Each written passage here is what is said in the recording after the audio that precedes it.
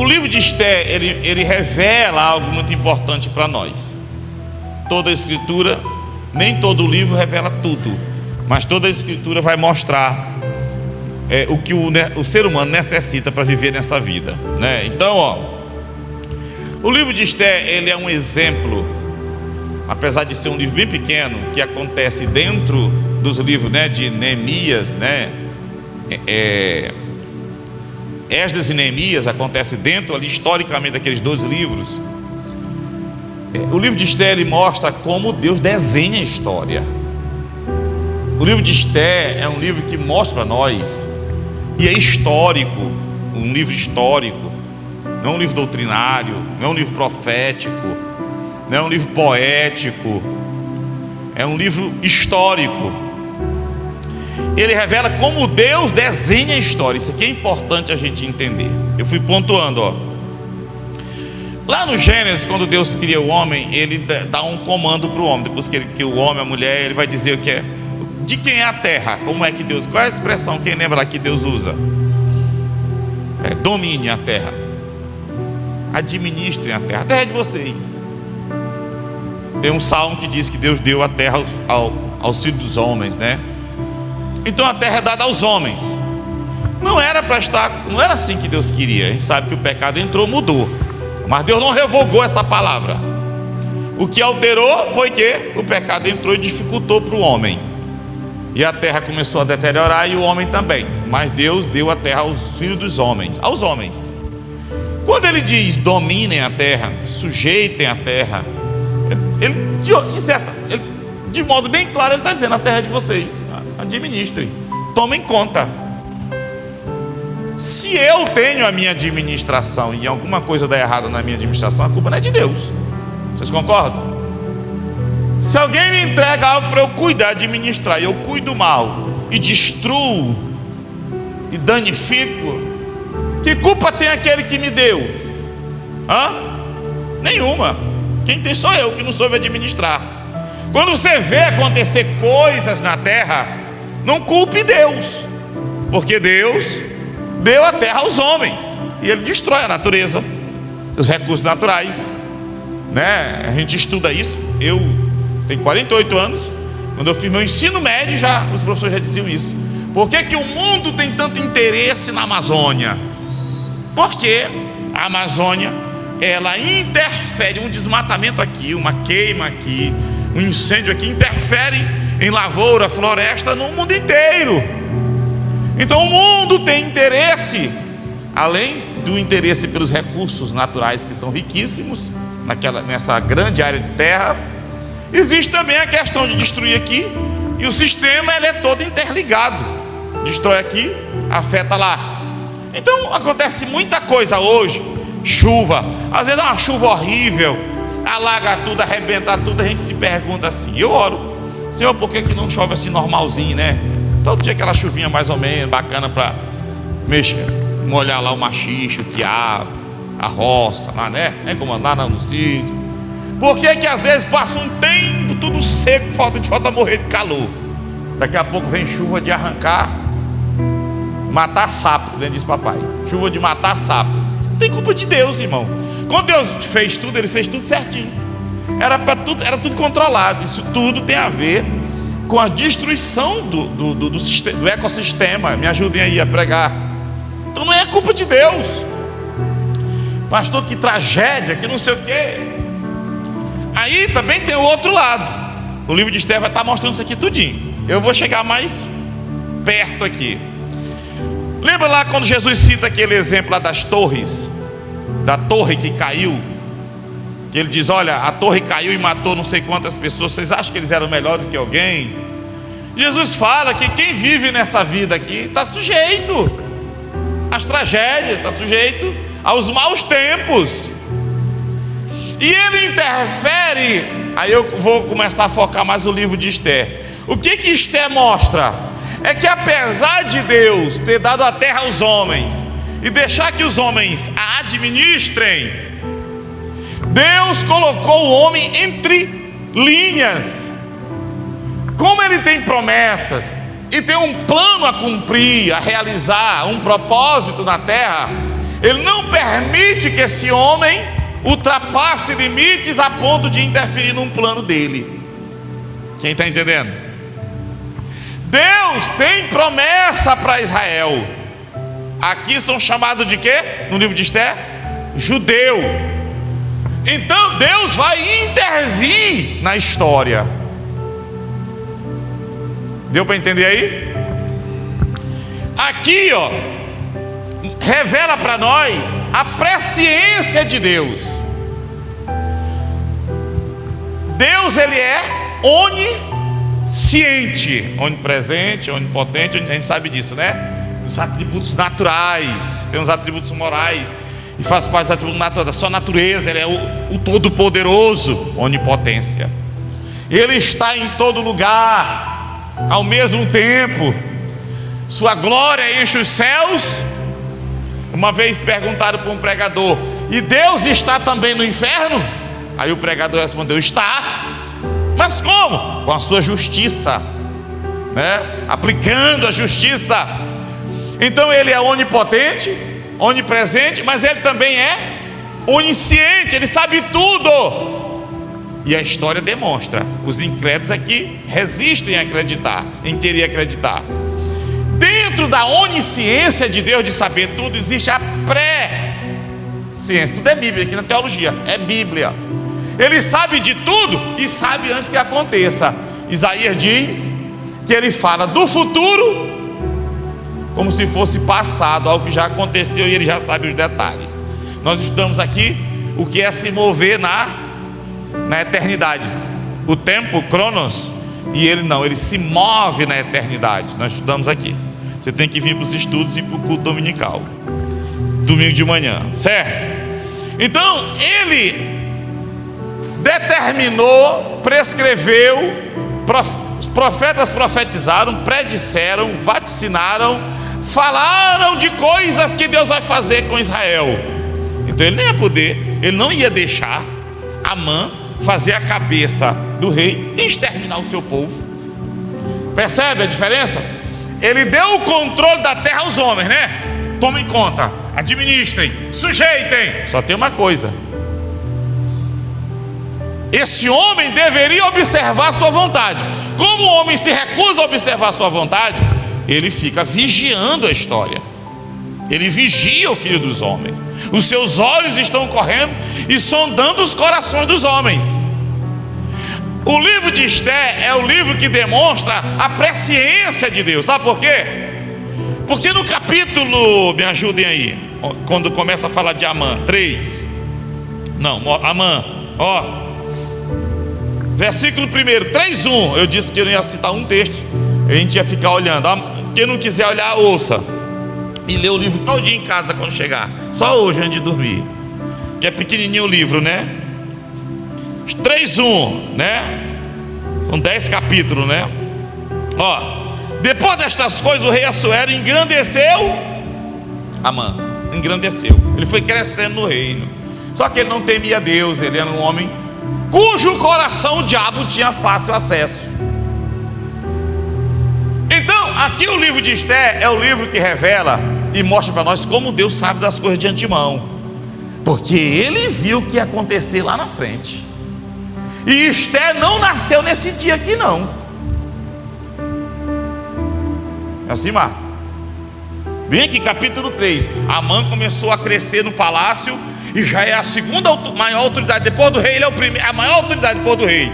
Aí Deus diz: então que nasça Esther. Foi assim? Não, Deus já vem preparado, porque ele está vendo o que vai acontecer. Quem está entendendo? Ele está vendo que esse homem vai se levantar e será um grande instrumento maligno, diabólico, para destruir a raça, o povo de Deus. E Deus não tinha propósito de destruir o judeu, mas apenas de punir. Por isso que eles foram deportados, por isso que eles foram levados para o cativeiro, porque desobedeceram a Deus e entristeceram o Senhor. E Deus diz: eu vou meter a chibata em vocês por quantos anos? 70 anos. Eu vou curar vocês no cativeiro e vou trazer um povo novo por dentro, né? Renovado. Além de ser uma nova geração, será também Os que voltarem, dos que foram, voltarão sarados. E nós vamos ver isso no livro de Esdras, que eles voltaram quebrantados, não foi? Voltaram ou não voltaram? Então Deus não tinha e nem tem propósito de destruir Israel, mas de curar Israel, não de destruir, mas ele queria só punir. Agora qual era o propósito maligno aqui? Era destruir, aí ele intervém. Quem está entendendo? Às vezes Deus faz alguma coisa, deixa os homens fazerem. Espera aí, mas aí Deus, eu não vou perder para o diabo, eu não vou perder para o homem. Além dele interferir na história, ele também trabalha para aqueles.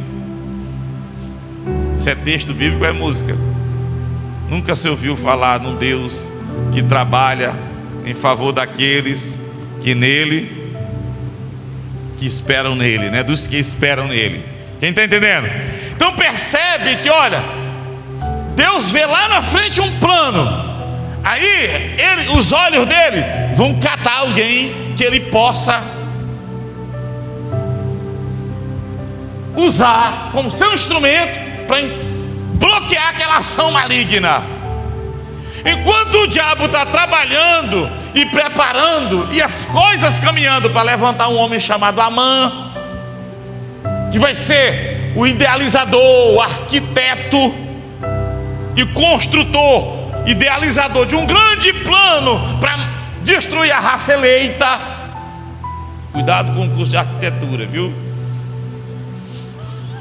Entendeu? Ele vai arquitetar, vai montar. Deus está vendo aquilo ali, irmão. Lá na frente ele está vendo. Aí, ó, olha que vai, olha o ribuliço. Esse Mordecai ou Mardoqueu é um homem de princípio. Esse Mordecai é daqueles homens que estão na Bíblia que não recebem tanta homenagem.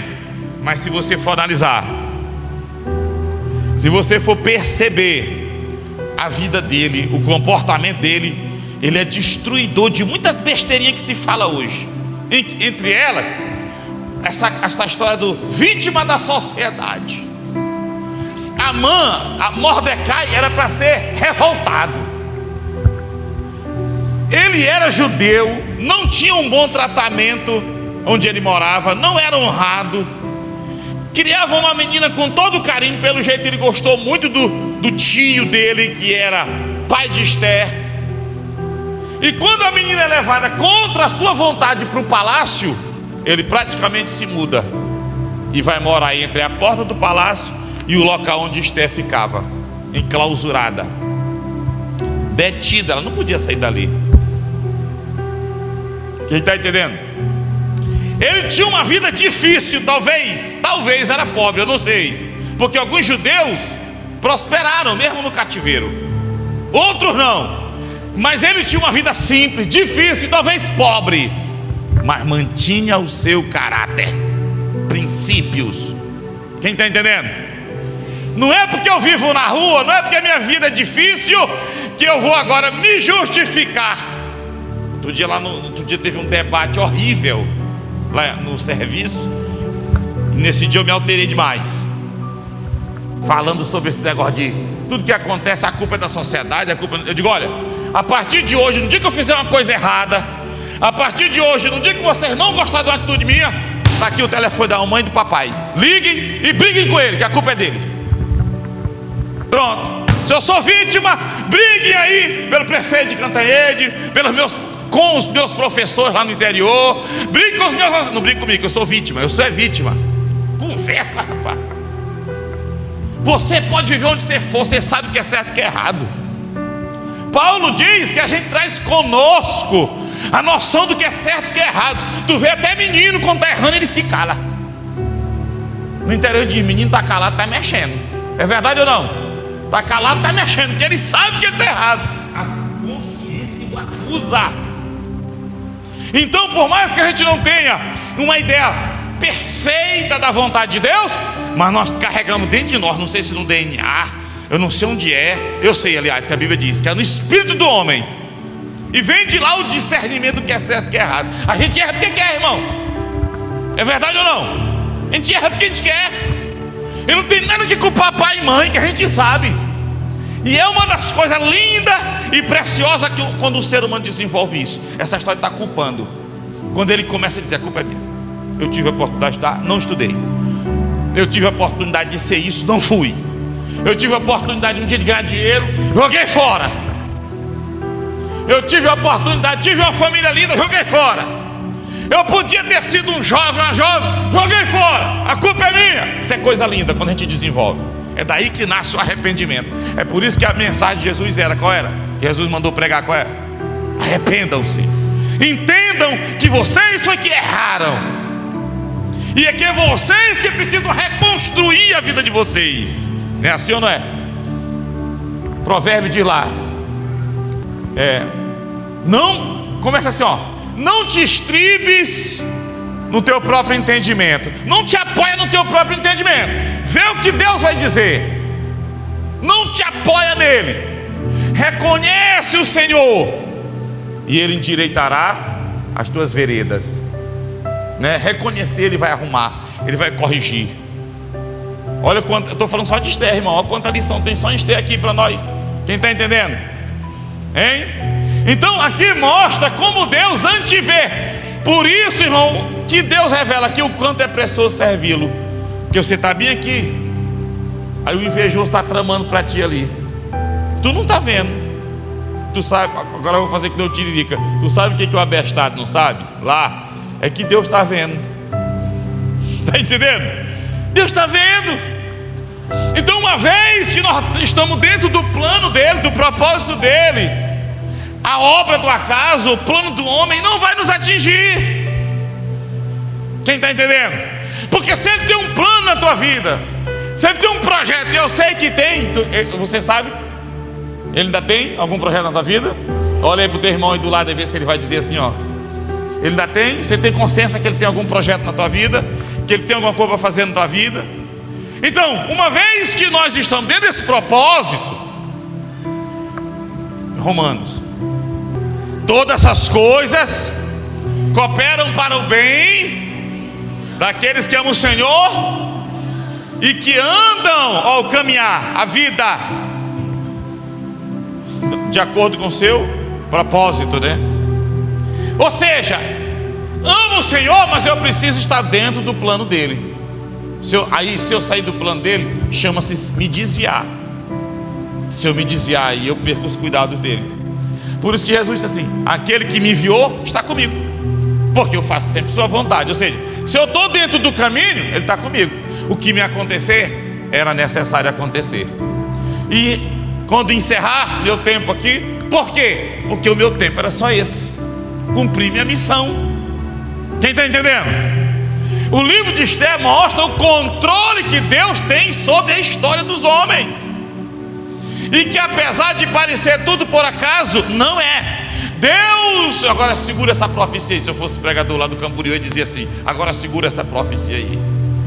Tem coisa que Deus já está preparando a tua vida que tu nem sabe. Cadê a Samila? Samila não está aqui não, né? Samila era para estar profetizando aí, sapateando. Ela não veio hoje não, né? Ela veio, está trabalhando. Entendeu? Mas é verdade. Você vê um plano de Deus aqui, ó, se desenrolando. Esther, uma menina que tinha uma beleza fora do comum, porém não era enxergada, e vivia uma vida assim porque era judia, não tinha lá essas honras. Mas é plano de Deus. A menina já tinha nascido, os pais morreram. Aí não vem me perguntar: pastor, foi Deus que matou os pais dela? Não sei. Eu sei que Deus quis que essa menina fosse criada por Mordecai, Mardoqueu. Por quê? Porque além de bonita, para Deus realizar alguma coisa, o seu projeto, para Deus fazer acontecer o que Ele queria, Ele precisava que ela fosse uma menina de Deus, de princípio. E ela era uma menina tão de princípio que ela está casada com o rei, mas ela ouve o seu pai, e que não era nem pai biológico, mas ela sabia que ele era um homem dirigido por Deus. E ela vai para o palácio. Quem está entendendo? Era eles dois.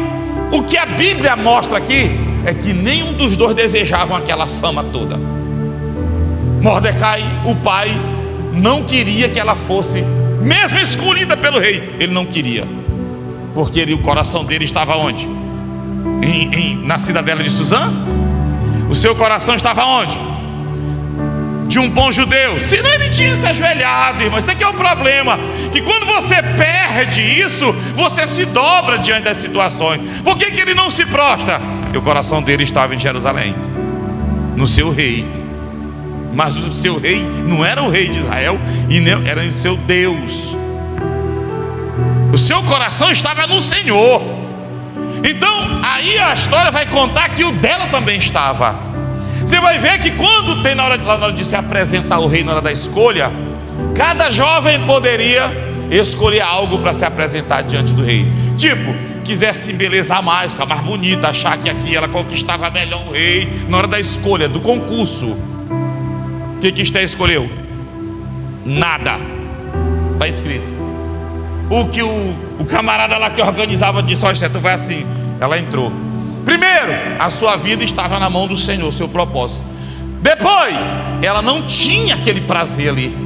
Ela também era uma jovem de princípio. Ela queria estar, era lá na sua terra. Ela queria voltar para a sua terra. Quem está entendendo? Então aqui o livro tem muita lição, né? Eu vou convidar você para ficar de pé.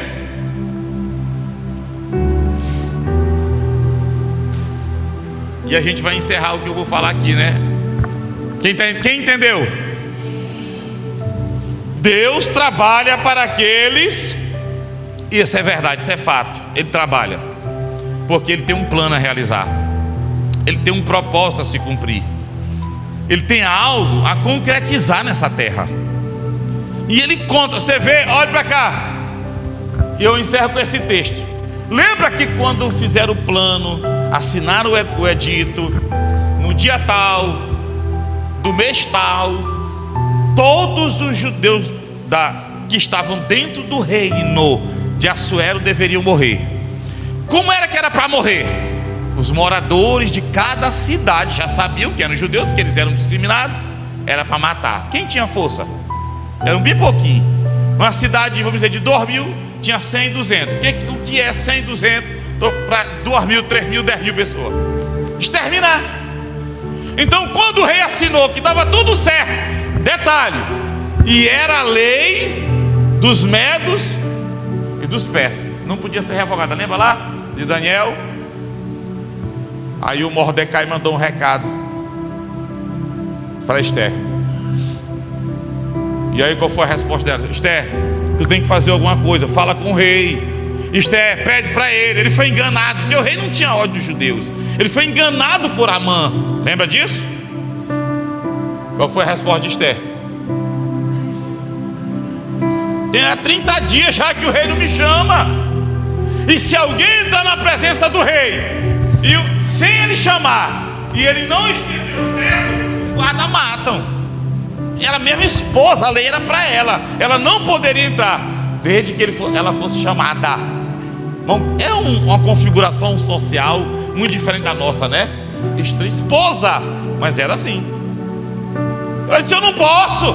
Se eu entrar lá e ele não estendeu certo para mim, o cajado certo, o bastão do rei, eu vou morrer. Aí o Mordecai olhou e disse: e tu acha que porque tu está aí, tu vai ser salva? Era um homem de coragem, de princípio. Você vê a história dele lá, né? Interessante, irmão, é quando a gente lê o texto, mas vamos parafrasear. É a pergunta que ele faz para ela: por que tu acha que tu está aí? O que tu está achando que tu está fazendo aí, Esther? Mardoqueu estava dizendo assim: tu não conseguiu ver que foi para esse tempo, foi para esse propósito que Deus te colocou aí? Mas ele já tinha visto isso, que não foi por acaso que ela foi tirada, criada daquele jeito, que Deus deu aquela beleza e a preservou, que é difícil preservar a beleza. Eu sei como é difícil, mas tem conseguido. Olha que esse correndo de mim, ó. Entendeu? Então Deus deu e preservou, e ela está lá bonitona no salto alto, né? Não, eu não vou dizer isso porque ela era menina simples. E ele vai perguntar: por acaso Tu acha que tu está aí porque tu é bonitona. Isto é um propósito de Deus. E vou te dizer outra: se não por ti, por outro meio, mas Deus dará livramento ao seu povo. E tu tem cuidado com a mão dele, porque foi para esse tempo, para esse propósito que ele te chamou. Quem está entendendo, irmão? Não é lindo, né? Então Esther não tinha percebido, por isso que ela precisava daquele líder. E Deus trabalhou o coração dela para ouvi-lo. Porque se o coração dela tivesse roubado, ela não ouvia mais nada. Ela já estava encantada com o palácio, com as regalias que ela tinha, o luxo, dizendo: não, eu não vou arriscar minha vida de jeito nenhum. Aí ela só faz um pedido. Qual é o pedido que ela faz para Mordecai? Então, decretem a todos os judeus, conversem com eles, que façam 3 dias de jejum. Ao final dos 3 dias eu vou me apresentar diante do rei, para a vida ou para a morte. Ela só queria a misericórdia, que Deus, se era propósito dele mesmo, ele intervisse, é assim, é? E ela entrou, e Deus mudou a situação. E o Amã, que estava empolgado, alguém mandou tirar o colar de ouro e mandou botar uma cordazinha bem nova. A casa dele, que tinha sido construída com os paus da casa, com a madeira da casa construída a forca. Isso tudo é lição, viu, irmão? Quem está entendendo? Porque muitas vezes, se o Deus que nos dá, muitas vezes, se você analisar a história, aquele que se perde das costas para ele, vai, como diz lá o pastor Maclay, não fale, com aquilo mesmo que Deus deu. Serão punidos com açoites. Que Deus tenha misericórdia de nós, né? Hoje eu me perguntei por que os pastores não dão aquela bênção ali, ó. Bênção linda, né? Eles querem a bênção apostólica, a graça do Senhor Jesus Cristo, o amor de Deus nosso Pai, a doce consolação do Espírito Santo, é assim? Não é? Mas que bênção linda, vamos ler. Lá, ó, pera aí, rapidinho, quando eu disser já, tá? 1, 2, 3, já!